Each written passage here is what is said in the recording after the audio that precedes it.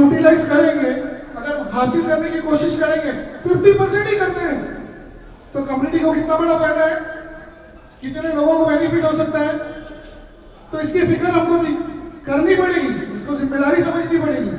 हो सकता है यहाँ से कोई गल्ला बंदा सोच ले, उसकी फिक्र कर ले, उसकी फिक्र में जाए और मेहनत करे तो कितना बड़ा एक कम्युनिटी को बेनिफिट हो सकता है। कब तक मांग मांग के जिएंगे?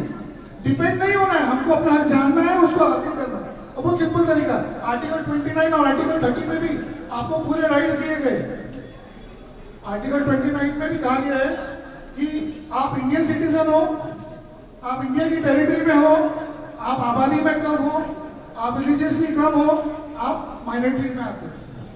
कल प्रोग्राम की तैयारी करते वक्त शाम में मैंने भी द हिंदू अखबार का आर्टिकल पढ़ा जिसमें लिखा हुआ था कि are the Hindus minority in India, क्या हिंदुस्तान में, इंडिया में हिंदूज माइनॉरिटीज है क्या?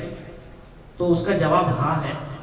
और जो एग्जाम्पल एडवोकेट अब्दुल कबीर चौधरी साहब ने बताया कि पंजाब, जहाँ पर सिख पंजाबी लोग बहुत ज़्यादा है, वहाँ पर जितने भी ब्राह्मण हिंदूज हैं, जितने भी क्षत्रिय और वैश्याज और शूद्राज हिंदूज हैं, जितने भी हिंदूज हैं वो सारे माइनॉरिटी में हैं। तो हर जगह हर वक्त कहीं ना कहीं कोई ना कोई कैटेगरी में हम सब पूरे 135 करोड़ लोग माइनॉरिटीज मेजॉरिटीज में आते ही हैं। कश्मीर में मुसलमान मेजॉरिटी में है, वहां पे कश्मीर में हिंदूज माइनॉरिटी में है, तो उनको वो तमाम राइट्स वहां मिलते हैं जो महाराष्ट्र में मुसलमानों को मिल सकते हैं। महाराष्ट्र में जैन, सिख, बुद्धिस्ट और पारसीज को मिल सकते हैं। खैर, हमारे बीच सीनियर जर्नलिस्ट जैसे रफीक कामदार मौजूद है। मैंने आपको थोड़ी देर पहले ही बताया था कि मीडिया का मामला कितना संजीदा है। इस पर बात करने के लिए जनाब रफीक कामदार साहब हैं। मैं गुजारिश करता हूँ Faraz Sheikh, secretary of Yes We Can Foundation की, वो आए और बहुत कम से कम वक्त में यस वी कैन फाउंडेशन के बारे में बताएं कि यस वी कैन फाउंडेशन है क्या। फिर उसके बाद बिना वक्त ज़ाया करें हमारे स्पीकर्स की तरफ चलते हैं। अस्सलाम वालेकुम व रहमतुल्लाहि व बरकातुहू। Good morning everyone. एक्चुअली अभी आफ्टरनून का टाइम हो गया है। सबसे पहले मैं आप सभी लोगों का शुक्रगुजार हूँ कि आप इस प्रोग्राम में आए और माइनॉरिटी राइट्स डे को हमारे साथ सेलिब्रेट किया, तशरीफ लाए, बहुत बहुत शुक्रिया। यस वी कैन फाउंडेशन के बारे में अगर मैं कहना चाहूँ तो ये स्टेट गवर्नमेंट के अंडर एक रजिस्टर्ड एनजीओ है जिसे हमारे शहर के कुछ फिक्रमंद प्रोफेशनल्स जैसे doctors, lawyers, professors, chartered accountant और कुछ सेल्फ एम्प्लॉयड लोगों ने मिलकर बनाया है। अगर आसान अल्फाजों में कहूँ तो यस वी कैन एक ऐसा प्लेटफॉर्म है जो हर किसी को एक ओपन प्लेटफॉर्म देता है जुड़ के काम करने के लिए। जो लोग सोशल वर्क और खिदमत खल के काम करना चाहते हैं वो सभी लोग हमारे साथ जुड़कर काम कर सकते हैं। माइनॉरिटीज की बात हो रही है और विमेन एम्पावरमेंट पर एक लेक्चर रखा गया। मैच नहीं हो रहा सब्जेक्ट, लेकिन I think Yes We Can brothers का मानना है कि हम विमेन माइनॉरिटी में हैं। So this year census has proved this wrong. We are in majority in India now, henceforth we will be in majority इंशाअल्लाह ताला, इंशाअल्लाह। और मेरी तकरीर खातिब तो मैं औरतों से ही रहूँगी, मर्द हजरात को सिर्फ बीच बीच में उनका रोल याद दिलाना है इंशाअल्लाह। बहुत कम वक्त के साथ मुझे इतना वास्ट टॉपिक कवर करने की जिम्मेदारी दी गई है। कोशिश करूंगी आपकी उम्मीदों पर पूरा उतरूं। The topic is women empowerment and women role in shaping the society and acting as change agents। हम कैसे इस पूरी सोसाइटी को शेप कर सकती है, क्या कर सकती हैं और किस तरीके से कर सकती है। अगर विमेन एम्पावरमेंट का अगर डिक्शनरी मीनिंग देखा जाए, आप गूगल पे भी सर्च कीजिए, इंग्लिश डिक्शनरी में देखिए, तो वो कहता है कि women empowerment is accepting women's view point, औरत के नजरिए को तस्लीम करना। तस्लीम करना, मानना ना मानना ये तो अगला स्टेज है। सिर्फ तस्लीम करना कि भाई इसका नजरिया भी कुछ वैल्यू रखता है। सेकेंडली डिक्शनरी बोलती है कि उनके स्टेटस को रेज करना। मैं नहीं मानती कि हमारा स्टेटस नीचे है।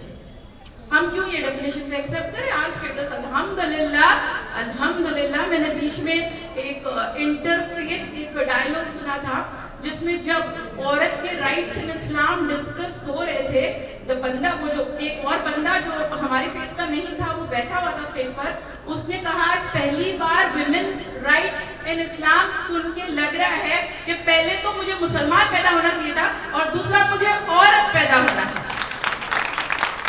So I don't agree with this definition कि women need to raise their status। जो status गिराया हुआ है वो हमने खुद गिराया है, इंशाल्लाह हम आएंगे उसकी तरफ।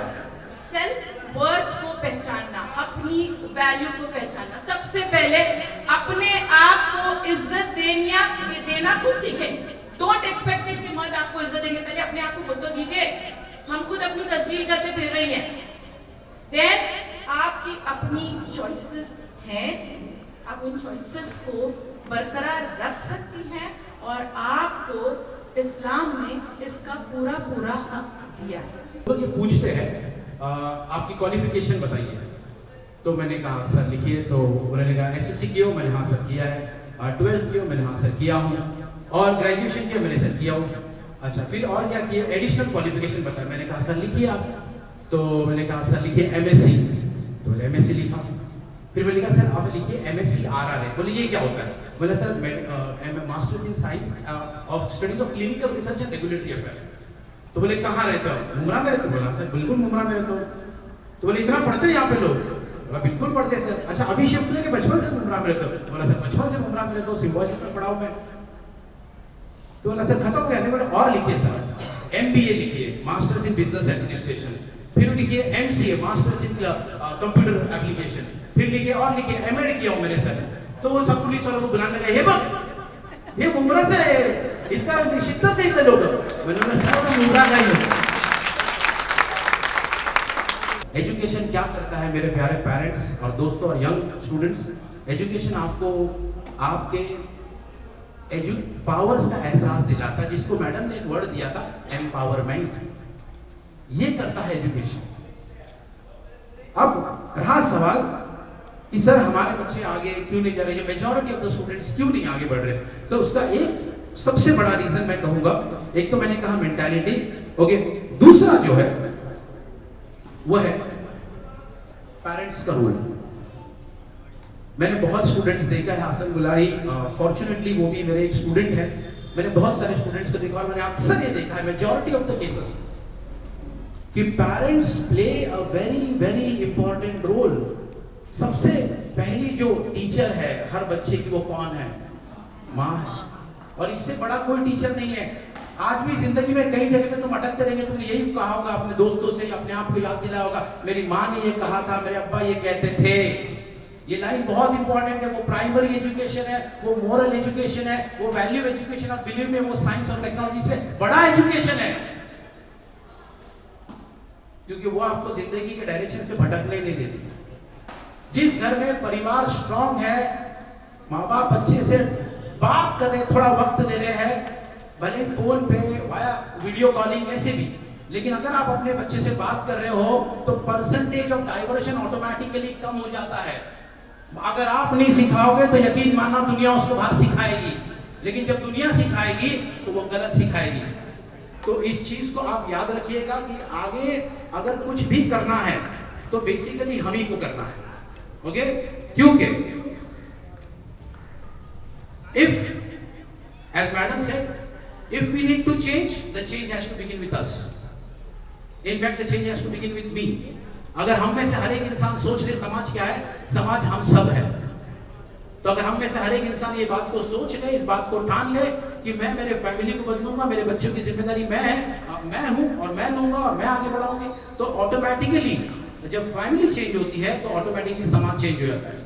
तो इसमें कोई शक नहीं है। तो आखिर में मैं ये बात करके खत्म कर रहा हूं कि काम करो ऐसा कि एक पहचान बन जाए, काम करो ऐसा कि एक पहचान बन जाए, हर कदम ऐसा चलो कि निशान बन जाए। काम करो ऐसा कि एक पहचान बन जाए, हर कदम ऐसा चलो कि निशान बन जाए। यहां जिंदगी तो हर कोई काट लेता है मेरे यंग दोस्तों, मैं आपसे कह रहा हूं, यहाँ जिंदगी तो हर कोई काट लेता है। हम जिंदगी काटने नहीं आए, यहाँ जिंदगी तो हर कोई काट लेता है। जिंदगी जियो इस कदर की मिसाल बन जाए। ठीक है। और मेरे सारे यंग स्टूडेंट्स, मैं आपसे कह रहा हूँ, पास्ट तो हम जाके कुछ भी नहीं कर सकते, ना कोठारी कमीशन को चेंज किया जा सकता है, ना अधिकारी कमीशन को चेंज किया जा सकता है। पास्ट तो कुछ नहीं कर सकते, पास्ट जो हो गया वो हो गया है, प्रेजेंट यहाँ पे बैठा हुआ है, और फ्यूचर इज यू। फ्यूचर आप हो, आप बदलोगे, आगे सब कुछ बदलेगा। Thank you so much.